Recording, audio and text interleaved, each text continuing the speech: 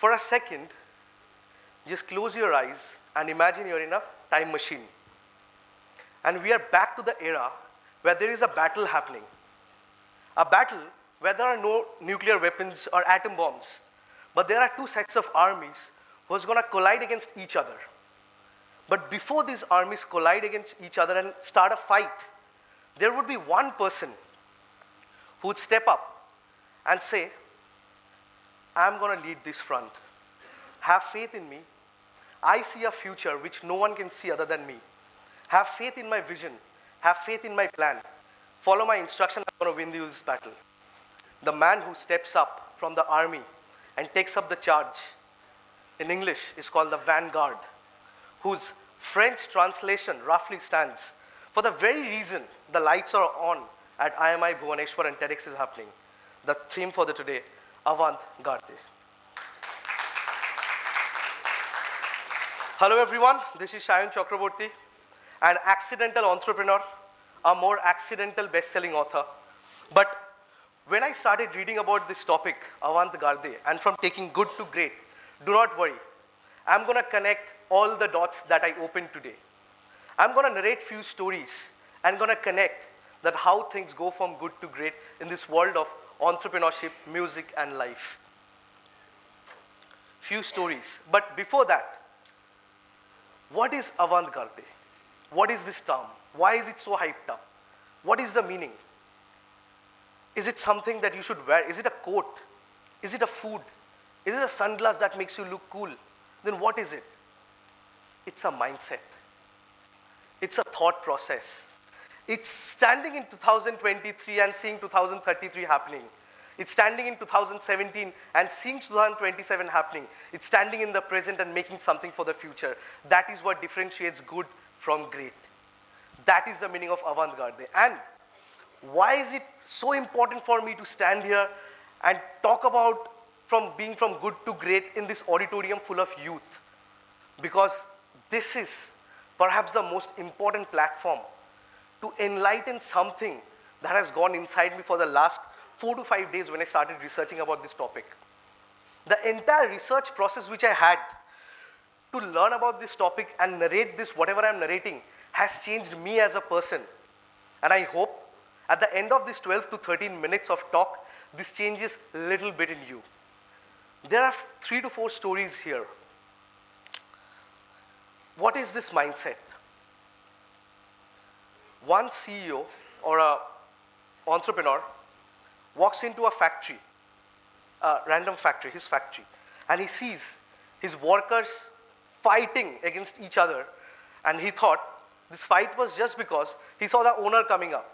So he thought that maybe it's due to a wage raise they're asking, or maybe it's due to some problems the factory workers were facing. So he just directly went and asked the people, what's wrong? The worker said, he said, do you want your wages to increase? The worker said, no, sir. But here's the problem. In the factory, the toilet is not working for the last 15 to 20 days. And we have been dropping complaints to the managerial office for quite some time and nothing is happening. Sir, please solve this problem. He said, this is a problem. Till your problem is solved, till your toilet is solved, go and use the manager's toilet. Simple. That man, what I'm talking about, is none other than the man who built India, Mr. J.R.D. Tata. And the company I'm talking about is Tata. At some point of time when workers were treated rigorously, were not treated as human beings, a step like that is called what avant-garde movement of public welfare and management. Until today, the Tata Group stands for that, management. In some part of Bengal, a man who works in a advertisement agency, who draws cartoons, for comic books, for film posters, decides that he wants to recite a story about a brother and a sister. Who would invest? No one. You're ahead of his time. People would understand this movie. What's the point? He still believed in the idea because he saw each year happening in front of his eyes even before they happened. He was living 100 years ahead of his time. When he used to get money, he used to shoot for that film. When money was not there, the shooting was stopped. And this is how he completed his film. The film which went on to become the biggest celebration of Indian cinema, and the person I'm talking about is Mr. Satyajit Ray. The man who changed the way Indians see Indian cinema and the world sees Indian cinema. These are the avant-garde people. These are the people who have taken good things to greater things. When the US government was investing lakhs and lakhs of rupees to tell people, you need flying machines, do something, get me something that flies.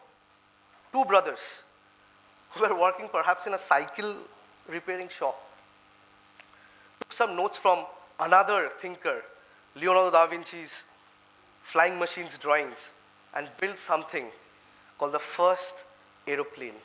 First something which flies, because of which I am standing here and I could travel from Calcutta to Bhubaneswar in like 50 minutes, the Wright brothers. But who are these people? Why are we talking about them? Why are they great? Why are they just not good? Just look around yourselves. We are all good people. We are good people. We have always been good to people.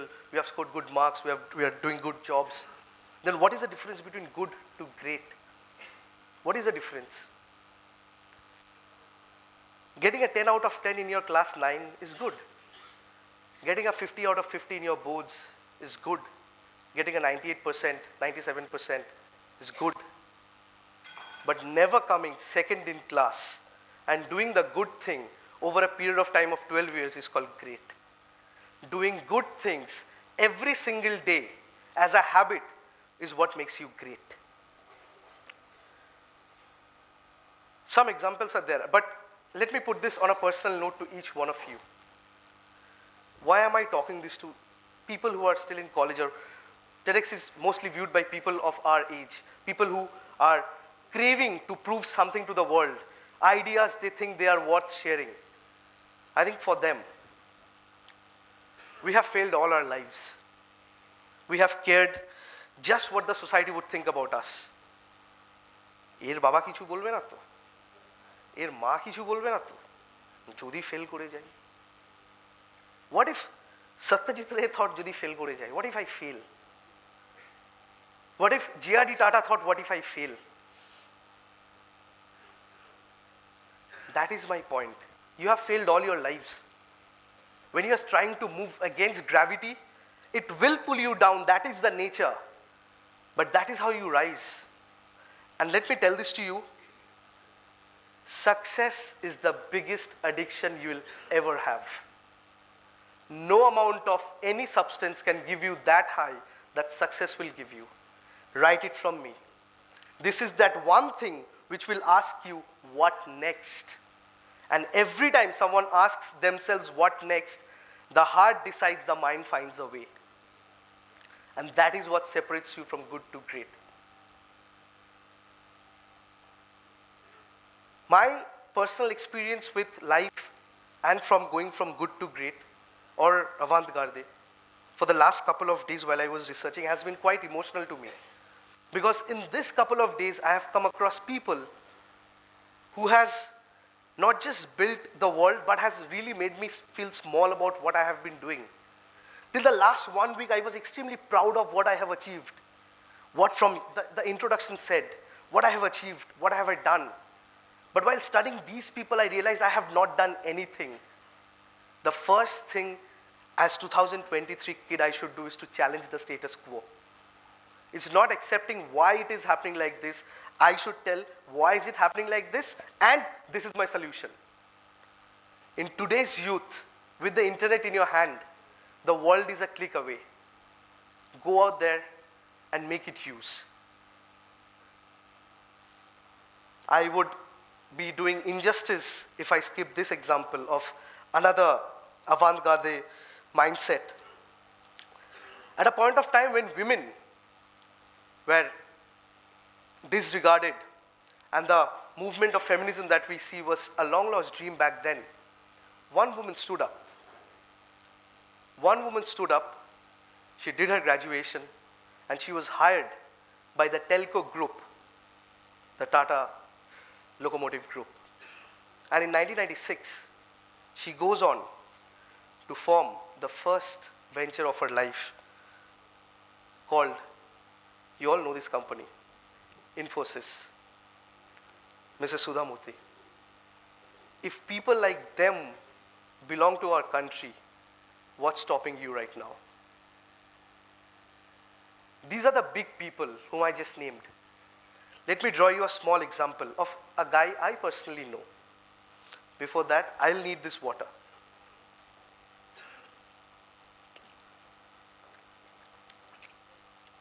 I'll tell you why I had this water at the end of this talk. A guy I personally know. This guy has sacrificed every single thing since he was in his school days because he was not ready to accept that whatever dreams his family saw for him was equally his dream. He was a political science graduate, destined to be a government service holder, but he always thought entrepreneurship was his thing. Solving real life problem turned him on. Something that would make people's life easier was his thing. He stopped everything from going to parties, public life, friends, nothing. Entire through his college life, he built this company. At 10 a.m., he used to pack sandwiches, grill sandwiches, report at college at 11, give his exams. The college gets over at 4. He comes back, he again grills the sandwiches, and he finishes off. This is how his 3 years has gone. He goes to US in scholarship, washes dishes, collects the money. In US, when we go, we have this American life dream, American dream. That guy's American dream was to wash dishes and flip burgers because he was seeing a future no one could see. In 2017, 16, 18, he collected every money and came back to Calcutta and started a small restaurant at a very small location. 1 to 2, 2 to 3, 3 to 4. The restaurant started expanding, and then an uninvited guest without knocking the door entered this world in 2020 March called the COVID-19 virus. And everything this guy was working for turned into a big zero. He had debts in the market. The stock market was crashed to 25,000 Sensex. He was debt-ridden. He didn't get out of his house for 1 month. After 1 month, when he saw the sunlight, he cried because everything he sacrificed, his love life, his personal life, his party life, everything that we call teenage was turned into zero because of the sacrifices. And now the sacrifices have also gone. The restaurants were all about to shut. And this guy decides to narrate this story because future. If in 2037, 47, any kid in any part of this country wants to start a business and he needs a reality check of what goes in India, he would have an account that what actually happens while creating your first business. Accidents. Remember I told you why I'm an accidental author? The guy, I'm sure you have guessed it, is me. And the words which came out as depression, anxiety, loneliness, frustration, nights after nights while I was crying, just became a bestseller book. My avant-garde moment. And a bigger avant-garde moment happened to me 3 days back. This is called the universe. I was having water and there are 2 medicines kept. 3 days ago, my doctor detected a tonsil in my throat. And he said, Sayan, do anything, do not go for this talk. You might lose your voice because it's in serious condition. I said, sir, I have to go because this video is going up.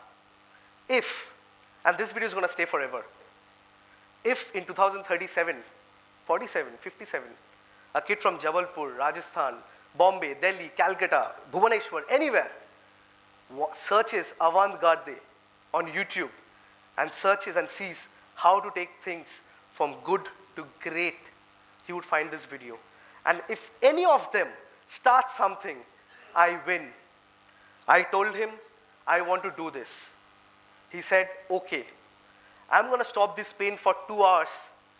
You're going to charge 2 medicines right before you get up on the stage. Before getting up on the stage, I charge myself these 2 medicines because tomorrow I might live, I might not live. This video will stay. Because at every war, there is a warrior who steps up and says, have faith in me. I'm going to lead this pack, the vanguard of all. Thank you so much. You have been a great audience.